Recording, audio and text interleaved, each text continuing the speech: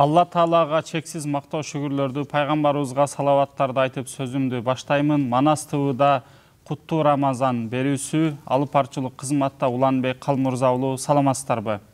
Ардактуу көрөрмандар, мен дагы учурдан пайдаланып баарыңыздардын кирип келген Рамазан айы менен чын жүрөктөн куттуктайм. Бул айда туткан орозолоруңуздар, кылган башка ибадаттарыңыздар, берген садака, жардам, бардык жакшы кайрымдуу иштериңиздердин бардыгы Алла Тааланын даргөйүндө кабыл кылган болсун. Дагы бул айда эмне максат, каалоо тилектериңиздер болсо баарын орундалган болсун демекчимин. Ардактуу көрүүчүлөр, ибадат деп калдык. Деги эле бул айда орозо ибадаты бар, андан башка ибадаттар бар. Ошол ибадаттардын жалпы эле биздин адеп ахлак менен байланышы боюнча бүгүн бир сухбат кылайлы деп чечтик. Ал үчүн бизге Манас университетинин теология факультетинин деканы профессор доктор Хасан Айык агайыбыз келип турат. Кош келипсиз агай. Кош болдук. Жана ошондой эле котормочулук кызматта биздин Манас университетинин теология факультетинде окутуучу Шахмардан Орунбеков агай. Сиз да кош келипсиз. Сиздерди дагы Рамазан айы кут болсун, куттуктайм. Rahmat, çok rahmat. Biz de bütün seyircilerin Ramazan ayını kutluyoruz. Деги эле агай, ушул Рамазан айында бул орозо ибадаты бар, башка битир садака дейли, күнүмдүк ибадаттар бар, таравих бар дейли, зекет, ажылык. Жалпы эле ушул ибадат дегенде кандайдыр бир биз башыбызда ушуларды эске келет да. Жалпы мисалы илимий негизде аныктамасында ибадат дегендин лексикалык жана терминологиялык маанилери кандай, ошондон айтып берсеңиз агай. Rahmat. Şimdi ibadet kelimesi Arapça bir kelime. İbadet şu anlama geliyor. Sözlük anlamı olarak boyun eğmek, itaat etmek, kulluk yapmak, tapmak. Hatta alçak gönüllülük de işin içinde var. Yani bu anlamlara geliyor. Şimdi insanlar arasında yaygın olarak kullanılan ibadetin yani Türkçe kullanımını söylüyorum. Kulluk, Allah'a kulluk deriz biz. Allah'a kul olmak, ibadet etmek anlamına gelir zaten. İşte bu Allah'a kulluk meselesi de yine tapınma ve boyun eğmeyi de işin içine alıyor. Tapınmak, boyun eğmek tabii ki insanın bir yüce güç karşısında eğilmesi, ona tam teslimiyeti anlamına geliyor. İşte bu anlamda bir karışıklık söz konusu. O da şimdi kulluk, kölelik manasına da geliyor. Yani biz Allah'a kul, köle olmak deriz zaten. Şimdi kölelik insanlar arasında farklı anlamlar çağrıştırıyor. Bir kişiye köle olmak, iradesini, her şeyini ona teslim etmek, onun tarafından güdülmek gibi bir şey oluyor. Bu da itici bir anlamı da içeriyor bu haliyle kulluk. Halbuki öyle değil. Çünkü kulluk aslında özgürlük anlamına geliyor. Саламатсыздарбы? Агайыбыз ошо ибадат сөзү бул араб тилинен алынган сөз дейт. Бул ибадат деген сөздүн мааниси сыйынуу, ибадат кылуу, Алла Таалага моюн сунуу деген сөздөрдү маанисин ташыйт дейт. Негизи алып карай турган болсок, Алла Таалага ибадат кылуу да Алла Таалага кул болуу маселесинде ошол сыйынууну, ибадат кылууну түшүндүрөт дейт. Ошол эле учурда кулдук деген бир маани, Алла Таалага кулдук уруу дегенди биз адамдарга дагы кулдук болууну ачыктап кетсек болот дейт да. Мисалы адамдарга кул болуу, бир адамга кул болуу, бүтүн өзүнүн акы укугун толугу менен тапшырып ошого кул болуу. Алла Таалага кул болууну ала турган болсок, бул жерде акы укугунан ажырап калуу эмес, эркин болуу менен бирге ачыкталат дейт да.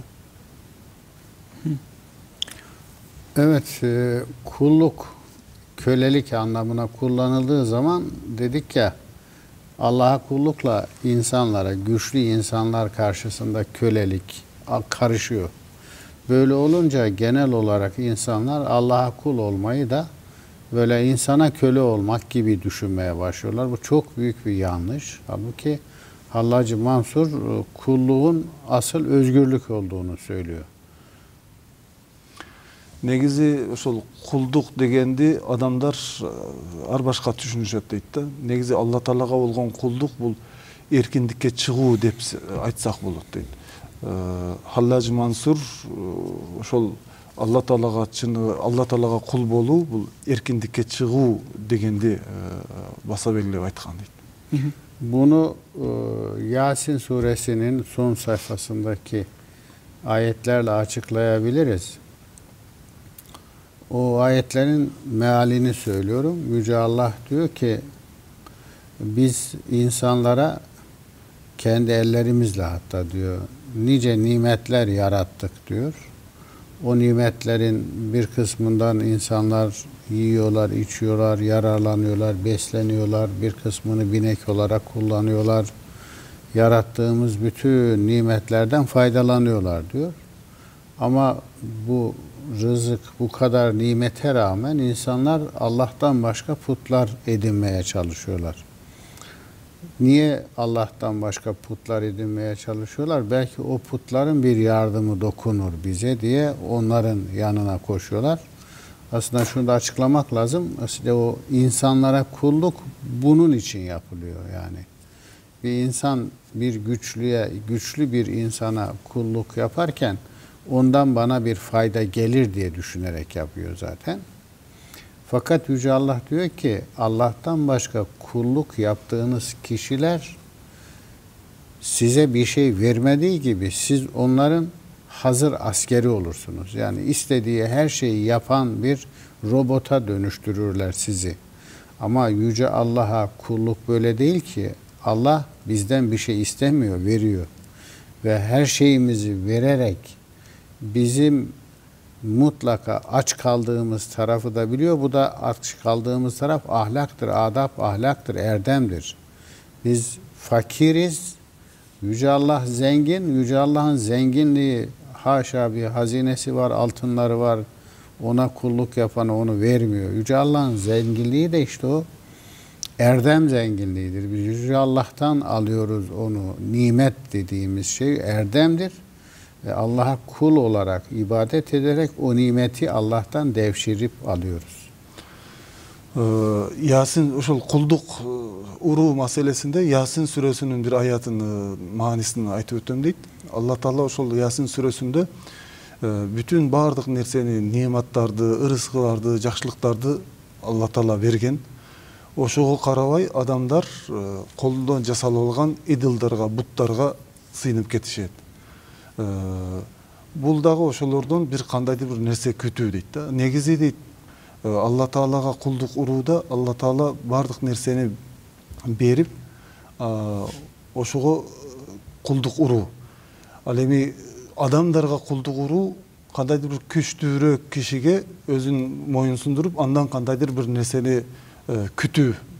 Ошол себептен ошол кулдук урулат дейт да. А болбосо дейт Алла Таала баардык нерсени берип, анын артынан ошол жакшылыктарды тартуу кылган дейт. Yüce Allah'ın bir şey daha ekleyeyim. Bir Esma-ül Hüsna'sından bir ismi de Vehhab'dır. Vehhab karşılıksız vermek demektir. Hatta Rezzak olarak da rızıkları insanlara karşılıksız verir. Allah Taala'nın 99 isminde Vahhab degen ismi var deyt. Bul ошол берген нерселерин эч нерсе күтпөй туруп бергендигин билдирген ысым дейт. Rezzak olarak da bütün rızıkları karşılıksız verir. Rezzak degen dagı ошол эч bir нерсени күтүүсүz, эч нерсени каршылыгын албастан берүүчүлүк дейт. Sadece çalışana verir. Çalışmak için el, güç, kuvvet, akıl vermiş. Bu çerçevede çalışana da karşılığını veriyor. Bu nedenle Allah'a kulluk olmak, Allah'tan almak demektir, vermek değil. İşte Allah'tan alacağımız ve bizi özgürleştiren şey de ahlaktır. Emgektengen adamga Allah Taala beret deyt da, ошол kolu menen, butu menen, bardык кыймыл аракети менен эмгектенген адамга ошол өзүнүн Раззак, Ваххаб сыфаттары менен берет дейт. Бул жерден да алып карай турган болсок, Алла Таалага кул болуу бул бүтүн буту колу байланып калуу эмес, тескерисинче эркиндикке чыгуу десек болот дейт. Ошол баягы Ясын сүрөсүндө айтылат эмеспи, сиз дагы баса белгилеп кеттиңиз. Адамдар bir кандай путтарды же идолдорду, окшогон нерселерди Алла Таалага алып барган бир мындай васила деп койт го, себеп кылып аларды кудай кылып алышат да. Бирок чындагында бирок Аллага да ишенебиз дейт, бирок бул жактан караганда ширк кылып аткан болот ал жерденчи. Анан баса белгилеп кеткениңиздей, ошолордун бардыгы ал адамга эч кандай өзү Аллах эмес, бир идол же бир пут болгондуктан өзүнө эч кандай пайда бербейт. Тескерисинче ал ошол адамдарды ошол өзүнүн аскери кылып, өзүнүн эзип, адамдарга бүт нерсесин кылдырат десек да болчудай да. Анан ошол ибадат эркиндик, көз карандысыздык деп калдыңыз го. Эми ошонун дагы сиз мына сөзүңүздө айтып өттүңүз, эрдемдер деп, ошонун бир аз адеп ахлакка байланыштуу депчи. Адеп ахлак дегенде биз кандай түшүнөбүз? Эми кыргызчада адеп ахлак дегенде жакшы мүнөзгө ээ болгон, жакшы негизинен жакшы кулк мүнөзү болгон адамдарды адеп ахлактуу дейт да. Анан негизи эле ошо биздин ислам тарыхындагы, ислам маданиятындагы, ислам ойломундагы adep ahlak degende kandaylarda düşünüyoruz, ошодон da айтып берсеңиz. Evet, Rahmat. Teşekkür ederiz. Ahlak insanın doğuşundan, yani çocukluğundan itibaren fıtratına yerleşen karakterdir. Bütün davranışlarını da bu karakterine göre yapar. Çocuk dünyaya geldiği zaman İmam Gazali'nin dediğine göre söylüyorum ki genel kabuldür bu. Çocuğun fıtratı tertemiz, bembeyaz bir kağıt gibidir. Yaşadıkça bu kağıt beyazlığını koruyup güzel ahlakla donatılabildiği gibi kirletilebilir ve kötü ahlak da oluşabilir. İşte bu süreçte oluşan ahlakın temelinde de karakter vardır. Ошол адеп ахлакка байланыштуу сөзүндө адамдын негизи дейт, табиятында бул мүнөзү калыптанат дейт да. Ошол мүнөзү кичинекей төрөлгөн учурда, жаңы дүйнөгө келген учурда мүнөзү калыптанат. Кийин чоңойгондо дагы ошондой мүнөзгө ээ болот. Имам Газалинин сөзүндө айтып кетти. Имам Газали да ошо төрөлгөн адам таптаза болуп төрөлөт, бирок кийин ошол жаман кулк мүнөзгө ээ болуусу дагы кийин ошол фытратынан байланыштуу дейт да, мүнөзүнө түздөн түз байланышат. Аны өзү кирдетип алышы дагы мүмкүн, же таза сактап калышы да мүмкүн дейт. Evet, yani ahlakın oluşması için önce çocuk zaten aileden alır. Ailede, çevrede neyse, ne görmüşse davranış olarak onu aynen kendi tabiatına nakşeder, işler. Sonra büyüdükçe başka taraflarda, başka tanıdıkları da olur. Ailenin dışından da arkadaşları olur, sokağa çıkar. Oradan da alır. Sonra örfünden, adetinden alır. Örf ve adet, adap, ahlakı o da verir. Ama en nihayetinde büyür, başka dünyaları, başka insanları tanır. Farklı durumları da görünce kendi ahlakıyla onları da mukayese edebilir. Eksikliklerini de görebilir. Böylece merdivenden çıkar gibi, yani çocukluktan dışarıya, evde aldığı ahlak dışarıda, okulda, şurada, burada desteklenirse mesela daha da güzel olur. Şimdi dışarıda, sokakta, okulda aldığı adap, ahlak, güzel ahlak dışarıya gitti. Diyelim ki yurt dışına gitti. Başka toplumlarda başka ahlaklı kişileri de gördü. Onlarla kendi davranışlarını mukayese eder. Eksiklerini görür. En nihayetinde peygamberlere ve yüce Allah'a ulaşabilir ki bunun en ideal kaynağı Allah Bunu uygulayan da peygamberdir. Kişi deyt negizi balalık kezinde adep ahlagın üy bilösünden tasirlenip, üy bilösünden alat deyt da. Oşo üy bilösünde adep ahlaktуулuktu üyretken bolsa, oşonun negizinde tarbiyalanat. Anan sırtqa çıkkanda çöyrösünden tasirlenet, çöyrösünden alat. Oşol ele uçurda sırttagı çöyrödө коомдун arasında özüne taandık, oşo adep ahlakты bağlılıklarını alat. Oşol başka өлkөлөргө barsa, же başka bir жактарга, сырткы өлкөлөргө barsa, al jakta özünün түпкүлүгүндө үй бүлөсүнөн алган ахлагын başka jakta барып туруп, özünün adep ahlagын салыштыруу эмесине да түшөт дейт да. Ошол себептен адам adep ahlakты алууда үй бүлөсүндө жакшы адеп ахлак берилсе, андан кийин мектепте окууларында жакшы адеп ахлакка калыптанса, кийин ошол өзүнүн жакшы эрдемдерге, жакшы адеп ахлакка ээ болууга мүмкүнчүлүк алат. Бул Алла Таала тарабынан берилет, аны пайгамбар тарабынан көрсөтүлөт деп ушинтип айтып кетти. Yani her toplumun farklı bir ahlakı olabilir. Ahlaksız bir toplum yoktur. İyi ya da kötü. Bunları karşılaştırabiliriz. Karşılaştırdığımızda mesela merhamet konusunda bizde bir merhamet olur. Daha merhametli bir insanla da karşılaşabiliriz. Deriz ki tamam bu daha iyi, bu daha iyi.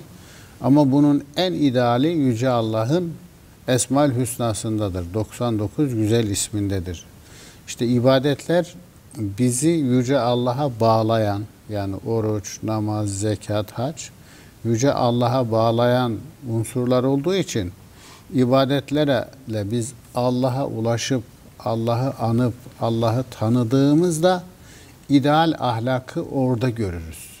En mükemmel merhameti, en mükemmel adaleti, en mükemmel emniyeti orada görürüz. Yani eksiğimizi de görürüz. Bütün dünya insanlığının eksiğini de görürüz.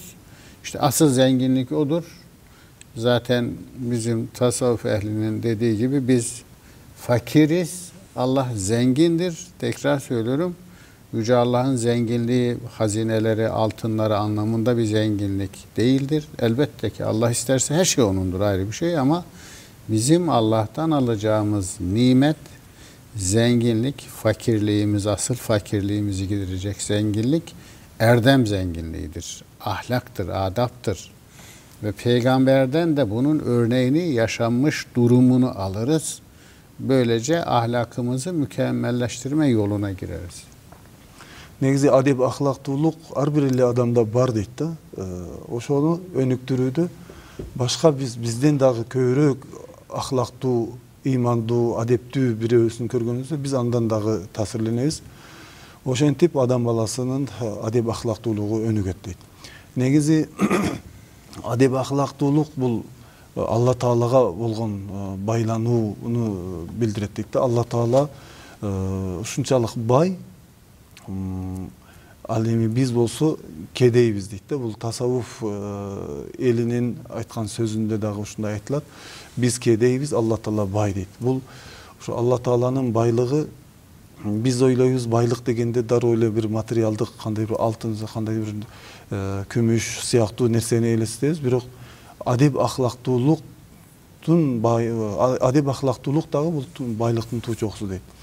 Адеп ахлактуулук бул Алла Таалага таандык нерсе болсо, Алла Таала аны пайгамбардын бизге жасап көрсөтүүсүнүн негизинде биз андан үлүшүбүздү алабыз дейт. Сиз айтып өттүңүз да агай, ошол намаз, орозо, баш болгон ибадаттардын бардыгы бул Алла Тааланы эстеткен, бир Алла Таалага жакындаганга себеп болгон бир ибадаттар депчи. Бирок ошонун натыйжасы катары жакшы бир адеп ахлакка ээ болуу деп, анан бизде көбүнчө айтылат эмеспи, баягы Куранда дагы бар го, мен адамдарды жана жиндерди өзүмө гана, Алла Таала гана ибадат кылыш үчүн жараттым деген да нерсе бар да. Ушунун кандай байланышы так болот? Бул ошондо ибадаттар бир себеппи же ибадаттын өзү максатпы? Тиги аяттан ошондой маани чыгып калып атат да. Анан сиздин айтууңуз боюнча ошо ибадаттардын да натыйжасында да bir başka bir нерсе барбы депчи? Evet, rahmet. İbadetler bir araçtır, amaç değildir. Yani bunu şöyle anlatayım.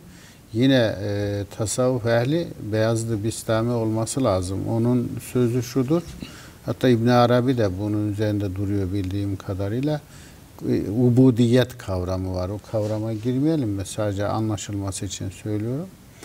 Diyor ki bazı insanlar sevap için ibadet yaparlar. Sırf sevap kazanmak ve bu sevap üzerinden cennete gitmek için ibadet yaparlar.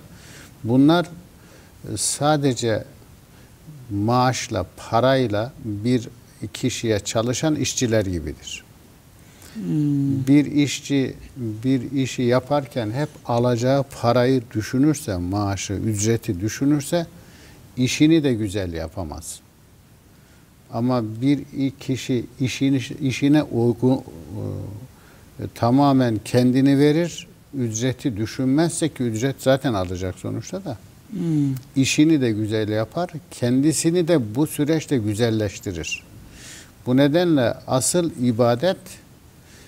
ibadeti, namazı, orucu, haccı, sevap üzerinden hesap ederek bu kadar kılarım, bu kadar cennette karşılığını alırım düşüncesiyle kılmak, onları araçsallaştırmaktır. Bu ibadet insanı yetiştirmez. İbadeti sırf olgunlaşmak, Allah'a ulaşmak ve Allah'tan da o dediğim erdemleri almak, böylece hayatımızı salih amel dediğimiz bir şey var ya, onunla süslemek içindir. Zaten salih amel, şu benzetmeyi de yapayım, çok olur mu bilmem ama İslam'ı şuna benzetiriz. Bir ağaç düşünün.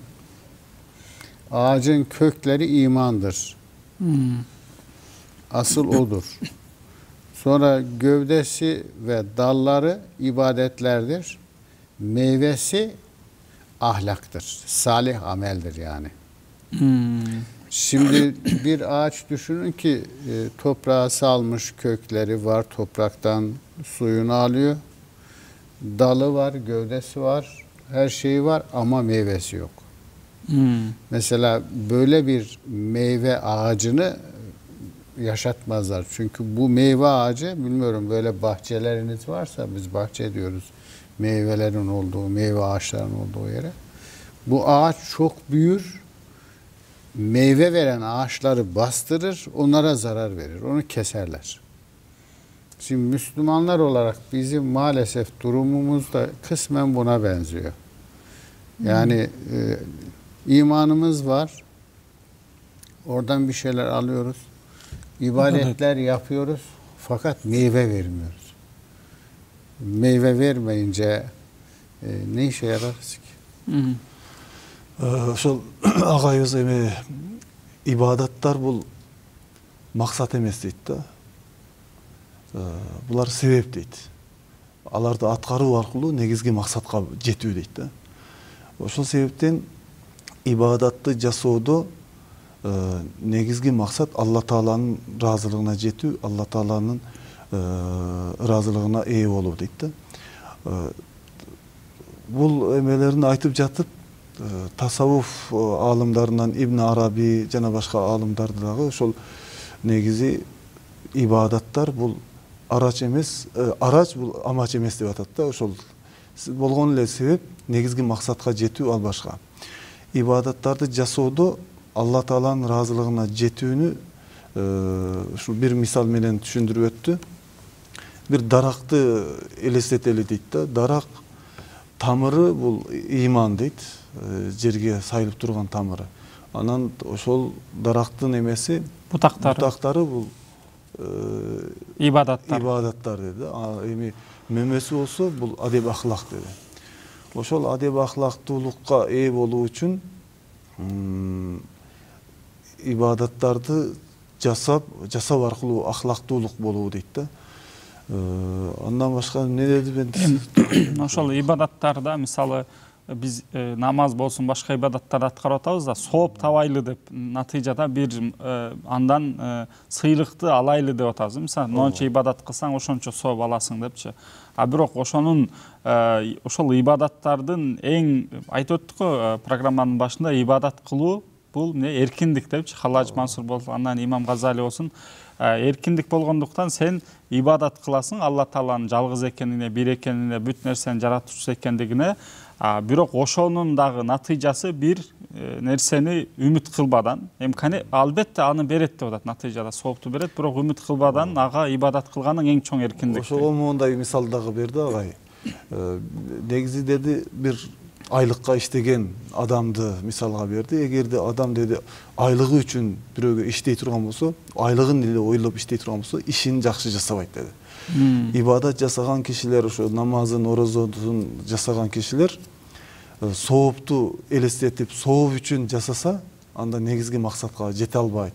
Алла Тааланын ыраазылыгына жете албайт деп ушул нерсени дагы айтып өттү да. Бул жагы чындап эле маанилүү деп ойлойм. Мындай түшүнүктүү, мындай чечмелөнүүчү. Анан баягы демек биз мусулмандар дагы бир тепкич өйдөгө жылыш керек дегендей бир ойго келип калдым. Себеби жанакы көбүнчө айтат го, биз Алла Таала негизги бул дүйнөдө максатыбыз эмне десе, биз Алла Таалага ибадат кылыш үчүн жаратылдык, эң негизги максат ибадат депчи. Ооба, ал сөзсүз зарыл да, бирок ошол ибадаттын мөмөсү, натыйжасы эмне дегенде, биз анын ошо жакшы кулк мүнөзгө ээ болуу, жакшы адеп ахлакка ээ болуу депчи. Анда мындай дагы бир суроо жаралып атат, агай актуалдуу деп ойлойм азыркы учурда дагы. Демек, мусулман ибадаткөй адам да, мисалы мусулманга ибадат кылган адамга адеп ахлак мындайча айтканда зарылбы, же мисалы же болбосо ошондой болуш зарылбы деген суроо келет да. Мисалы адеп ахлагы жок ибадат мисалы ушундай болуп калат го көбүнчөсү. Ушуну кандай чечмелесек болот? Которуп берсеңиз. Адеп ахлагы болмаян ибадет япан киши эле илгили. Yani ушундай парадоксал bir нерсе бар да, бул нерсени кандай түшүнсөк болот? Düşündüm. Şimdi şöyle bir durum var. Mesela yemek yapılıyor ya mutfakta. Yemeğin malzeme diyoruz biz. Diyelim ki yağ gerekiyor, pirinç gerekiyor, et pişmemiş et gerekiyor. İşte su, kazan, ateş falan. Bunların hepsi var. Burası mutfak tezgahı olduğunu düşünün. Ama bunu bir kazana döküp, pişirip, hatta bunun tuzunu, yağını ayarlamak da var. Sofraya getirmiyorsun. Ama mutfağında et var, pirinç var, yağ var, su var, tuz var. Hepsi var. Bunu yemek olarak sofraya getirmiyorsun. Hatta sofraya da getirip koyuyorsun, yedirmiyorsun kimseye. Orada dursun diyorsun. Bu yemeğin amacı yemek, yiyenlerin gıda alıp yaşama gücüne sahip olmasıdır. Yani hayatı devam ettirmektir yemeğin amacı. Şimdi ibadetler de böyle. İbadetler dayardo diyoruz ya, hazırlıktır. Şimdi hazırlık var, malzeme var, her şey var. Fakat bir sofraya getirip de mideye götürüp bedene gıda olarak vermemişsin. Ama hazırlık var. Depoda çok şey var. Hatta bir şey daha söyleyeyim. O yemeği de yaparken mesela bazı yemekler çok lezzetli olur. Sorarız annelerimize, niye böyle? Der ki ben sevgimi kattım yemeğe. Bak, o çok manevi bir şey, o da önemli. Bir yemek yapmak var, yiyenlere lanetleyerek yapmak var. Bir de çok sevdiği çocuklarına yemek yapan anne, onların sevgisiyle de severek bir yemek yapıyor ve o yemek yiyenleri de ihya ediyor. Şimdi o nedenle hazırlık dedik ya, ibadetler hazırlıktır. Hazırlığı biriktirdiğimiz malzemeleri eğer bir yiyecek haline getirip bedenimize götürüp gıda olarak damarlarımıza sindirmezsek yemeğin de hatta kazanda durmasının da bir anlamı yok. Bizim mutfakta çok yemek var ama kimse yemesin. Ama bizim yemek var. Ne yapayım, yemek varsa var ama yemeden, bak, yemek damarlara, kana sinmek demektir. İbadetin insanın damarlarına sinmesi, insanın damarlarında karakter oluşturması demektir. Bu karakter salih ameli doğurur. Onun için innellezine amenu ve amilus salihat. Yani hep salih amel gıda olarak, son olarak, meyve olarak gelir. Uzattım ama buyurun. Agayız ошо адеп ахлакка ээ болуу үчүн ушундай мисалдарды берип өттү. Эгерде дейди биздин ашканабызда тамак бышыруу эмесин мисалын ала турган болсок, тамакка биз күрүч, пияз, сабиз, май, ар түрдүү ошо тамакка керектелип жүргөн нерселерди казанга салабыз. Салып туруп аны кууруп бышырып, андан кийин үстөлгө, дасторконго алып келбей ошол жерде коюп койсок дейт. Же болбосо дасторконубузга чейин тамакты алып келесиң, бирок муну жебегиле деп сактап, ушундай сактап турасың дейт да. Ал тамакта ушул жерде тамак жасалды, бүт баары бар, бирок жейилбеген тамактын не кереги бар да, дегендей кылып атат да. Анын сыңарындай адам дагы ошол ибадаттардан өзүнүн адеп ахлагын сууруп чыгыш, мындайча адеп ибадаттан өзүнүн адеп ахлагын көрктөндүрүш керек дейт да. Ibadattан адеп ахлак өнүп өспөсө, ibadattан сенин кулк мүнөзүң оңол болсо, анда жанакы тамакты бышырып баар жокту даяр, бирок сен тамакты жебейсиң. Жебелбеген тамакта денеге кандай күч кубат сыяктуу бир мисал берди. Мисалы тамакты жеген адам тамакты жегенден кийин күч таап, ошол кан тамырына кан чуркап, дене түзүлүшүнө күч кубат пайда болот да, жыйынтыгында адам дагы иштерин дагы жасайт. Ушул сыяктуу эле ибадаттарды да жасаганда, ибадаттарды аткаргандан кийин адам адеп ахлагы жүзүнөн, кыймыл аракетинен көрүнүш керек дейт. Ошол эле сыяктуу дейт, тамакты жасап жатканда адам мээримдүүлүк менен, сүйүүсү менен тамакты жесе, ал тамак аябай даамдуу болот дейт. Мына айтабыз го дейт, апабызга айтабыз, бул тамакты кандай даамдуу болду деп сураган кезде, сүйүүмдү коштум буга деп айтылат дейт. Ошол сүйүү менен жасалган тамакта адамга таасир берилет. Ибадатта дагы муну ошо ибадат менен салыштырып жатат. Ибадатты да жан дил менен, чын ыхлас менен берилип аткаруу аркылуу адам адеп ахлактуу болот. Эгерде тамакты жасап жатканда адам аябай ачуулуу, жаман ойдо, башкаларга каргыш айтуу менен тамак жасаса, ал тамактын дагы ошондой адамга терс таасири болот. Деп жыйынтыгында ошондой ибадат менен адеп ахлактын өнүгүүсүнө бири-бирин байлады да кыскасы. Заманыбыз дагы азайып баратат, бирок мен акыркы суроомду сурап калайын, агай. Демек, сиз айтып өттүңүз го, ибадаттар ошо Алла Тааланы зикир кылуу менен, Алла Таалага жакындоо менен натыйжада бир жыйынтык катары аны Алла Тааланы танууга жеткирет. Пайгамбарды, анан Алла Тааланы деп. Анан Алла Тааланын тануу бул анын ысым сыпаттары менен биз таныйбыз. Анан ушул учурда ысым сыпаттар менен биздин ошол ибадаттардын менен адеп ахлактын ортосунда катнашты кандай bir misal берсеңиz, анан жыйынтыктасак. Evet, yani en açık misal işte Esma-ül Hüsna'nın birincisi Rahman ismidir. Şimdi Rahman Yüce Allah'ın merhametini gösterir.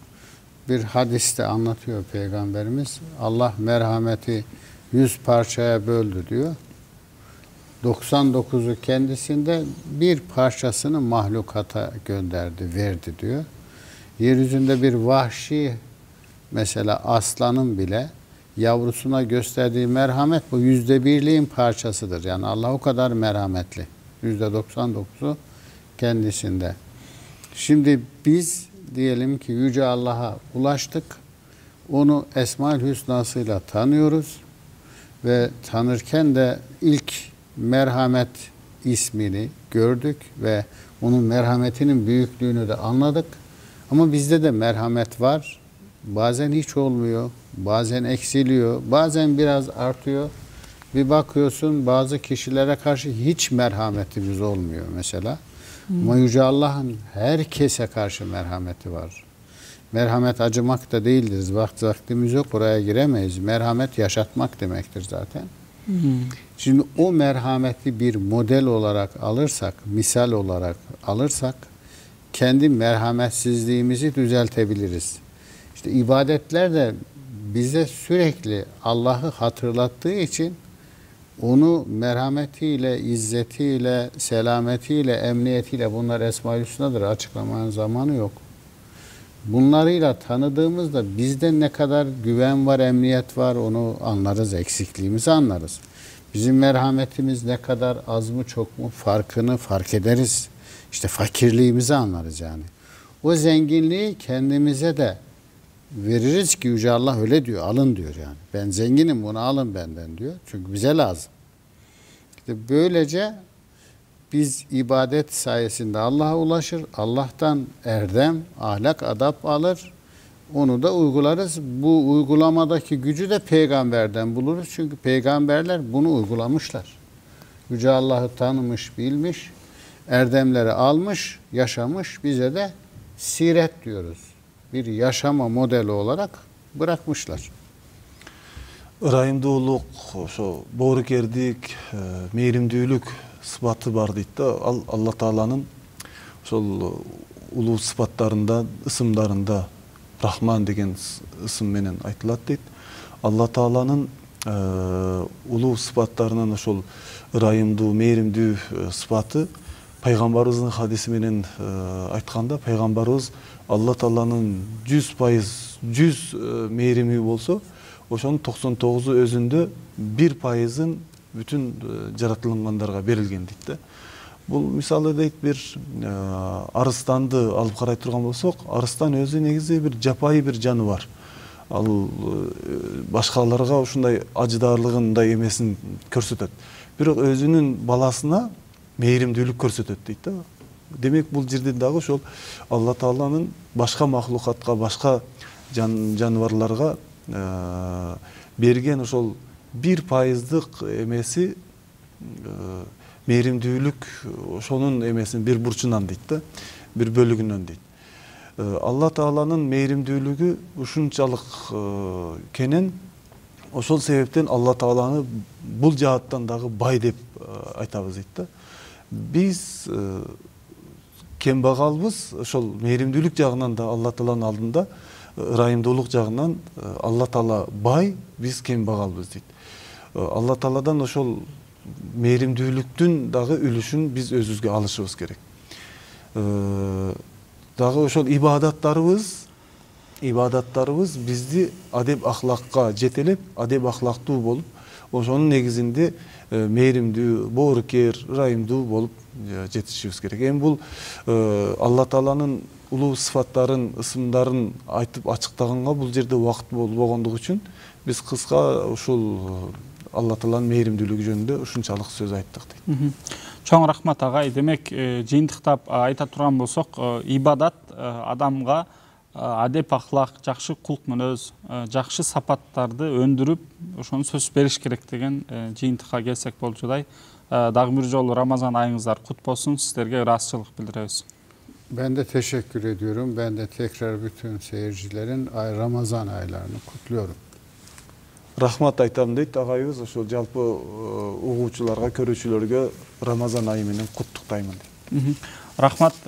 Ардактуу көрүүчүлөр, адеп ахлак дегенде биз жакшы кулк мүнөздөрдүн, жакшы сапаттардын топтомун айтсак болот. Анан бул адам баласы адеп ахлакка ошо эң негизги биринчи катары үй бүлөдөн баштап адеп ахлакка ээ болуп баштайт. Эгерде үй бүлөдө жакшы сөздөр сүйлөнүп, жакшы тарбия, жакшы модель, жакшы өрнөктөр болсо, бала дагы ошону көрүп, ошол күнөмдөрдү эске алып, кийинчерээк үйүнөн чыккандан кийин мектепте болобу, башка чөйрөдө, башка өлкөгө болобу, бул жакшы кулк мүнөздү, жакшы адеп ахлакты дайыма алып жүрүп, жана мындайча айтканда салыштыруу менен бул нерсени өткөрөт.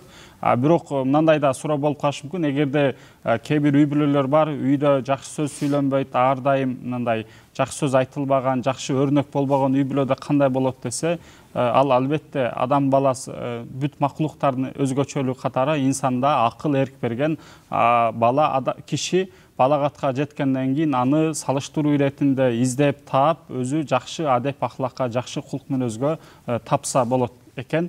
Анан негизи биз мусулман катары күнүмдүк, айлык, жылдык же өмүрүбүздө бир жолу өткөргөн ибадаттар бар. Бирок бул ибадаттардын баардыгы баса белгилешибиз керек, негизги максат эмес. Ошол ибадаттар бир мындайча айтканда себеп, курал катары да көрсөк болот. Албетте буларды аткарабыз, бирок бул ибадаттарыбыздын баардыгы бизге жакшы адеп ахлакты, жакшы кулк мүнөздү бизге өндүрүп бериш керек. Натыйжасы ошондой болуш керек да. Болбосо ал максатына жетпей калган болот. Бул эми эң идеалдуусу да.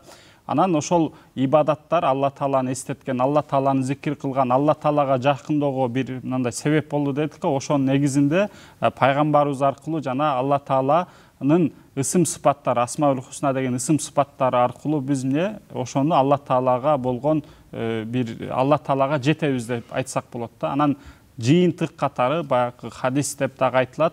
Натыйжада биз ар бирибиз ушунун натыйжасы катары Алла Тааланын адеп ахлагы менен ахлактануу деген эң жогорку чекке жеткен болсок, өзүбүздүн максатка жеткен болобуз деген ойдомун. Баарыңыздардын дагы бир жолу Рамазан айы кут болсун. Ошо Рамазан айы дагы бул өзгөчө ай, Рамазан айы мектеп, Рамазан айы бир мүмкүнчүлүк. Ушул Рамазан айын дагы бир себеп кылып, өзүбүздүн күнүмдүк турмушубузда дагы жакшы кулк мүнөз, жакшы адеп ахлак, жакшы сапаттарды топтоп, кийинки Рамазанга чейин же кийинки өмүрү бою ушул нерсени күнүмдүк жашообузда колдонолу деген изги тилектер менен бүгүнкү берүүнү жыйынтыктайбыз. Алып баруучулук кызматта Уланбек Калмырза уулу болдум. Эмки берүүлөрдөн көрүшкөнчө сак саламатта туруңуздар.